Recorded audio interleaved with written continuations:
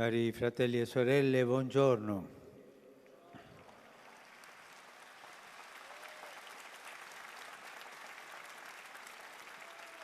Oggi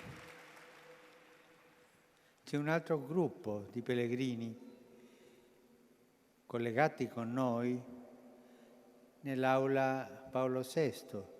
Sono i pellegrini ammalati, perché con questo tempo fra caldo e la possibilità di pioggia era più prudente che loro rimanessero là, ma loro sono collegati con noi tramite il maxischermo e così siamo uniti nella stessa udienza.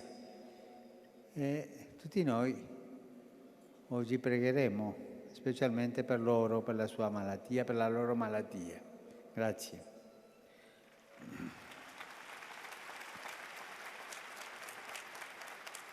Nella prima catechesi sulla Chiesa, mercoledì scorso, siamo partiti dall'iniziativa di Dio che vuole formare un popolo che porti la sua benedizione a tutti i popoli della terra. Incomincia con Abramo e poi con tanta pazienza, e Dio ne ha tanta, con tanta pazienza prepara questo popolo nell'antica alleanza finché in Gesù Cristo lo costituisce come segno e strumento dell'unione degli uomini con Dio e tra di loro. Oggi vogliamo soffermarci sull'importanza per il cristiano di appartenere a questo popolo. Parleremo sulla appartenenza alla Chiesa. Noi non siamo isolati, non siamo cristiani a titolo individuale, ognuno per conto proprio, no? La nostra identità cristiana è appartenenza. Siamo cristiani perché noi apparteniamo alla Chiesa. È come un cognome. Se il nome è sono cristiano, il cognome è appartengo alla Chiesa.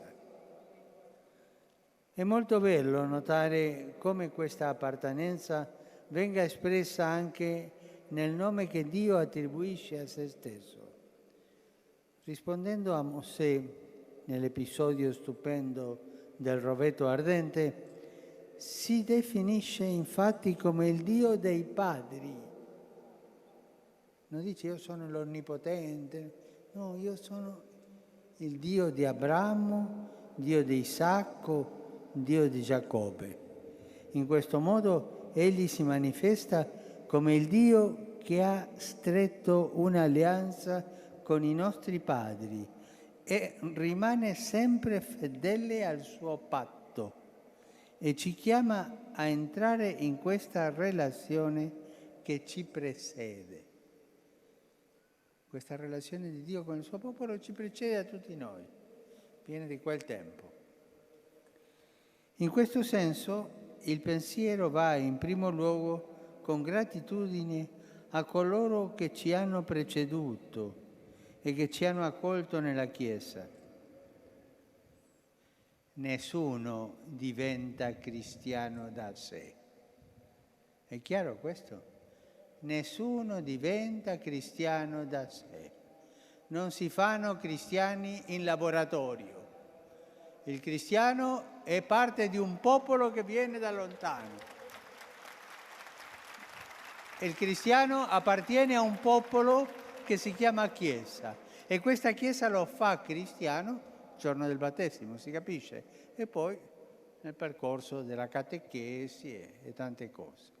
Ma nessuno diventa cristiano da sé. Se noi crediamo, se sappiamo pregare, se conosciamo il Signore e possiamo ascoltare la Sua parola, se lo sentiamo vicino e lo riconosciamo nei fratelli, è perché altri prima di noi hanno vissuto la fede e poi ce l'hanno trasmessa. La fede l'abbiamo ricevuta dai nostri padri. dai nostri antenati e loro ce l'hanno insegnata. Se ci pensiamo bene, chissà quanti volti cari ci passano davanti agli occhi in questo momento. Può essere il volto dei nostri genitori che hanno chiesto per noi il battesimo, quello dei nostri nonni o di qualche familiare che ci ha insegnato a fare il segno della croce e a recitare le prime preghiere. Io ricordo tanto sempre il volto della suora che mi ha insegnato il catechismo. E sempre mi viene, è in cielo sicuro perché è una santa donna, ma io la ricordo sempre e rendo grazie a Dio per questa suora. Oppure il volto del parroco o di un altro prete o di una suora o di un catechista che ci ha trasmesso il contenuto della fede e ci ha fatto crescere come cristiani. Ecco, questa è la Chiesa, una grande famiglia nella quale si viene accolti e si impara a vivere da credenti e da discepoli del Signore Gesù. Questo cammino lo possiamo vivere non soltanto grazie ad altre persone, ma insieme ad altre persone. Nella Chiesa non esiste il fai da te, non esistono battitori liberi. Quante volte Papa Benedetto ha descritto la Chiesa come un noi ecclesiale. Talvolta capita di sentire qualcuno dire io credo in Dio, credo in Gesù, ma la Chiesa non mi interessa. Quante volte abbiamo sentito questo? Questo non va. C'è chi ritiene di poter avere un rapporto personale, diretto, immediato con Gesù Cristo, al di fuori della comunione e della meditazione della Chiesa. Sono tentazioni pericolose, sono tentazioni dannose, sono, come diceva il grande Paolo VI, dicotomie assurde. È vero che camminare insieme è impegnativo e a volte può risultare faticoso. Può succedere che qualche fratello o qualche sorella ci faccia problema o ci dia scandalo, ma il Signore ha affidato il suo messaggio di salvezza a delle persone umane, a tutti noi, a dei testimoni ed è nei nostri fratelli e nelle nostre sorelle con il loro dono e il loro limite che ci viene incontro e ci fa riconoscere. E questo significa appartenere alla Chiesa. Ricordatevi bene, essere cristiano significa appartenenza alla Chiesa.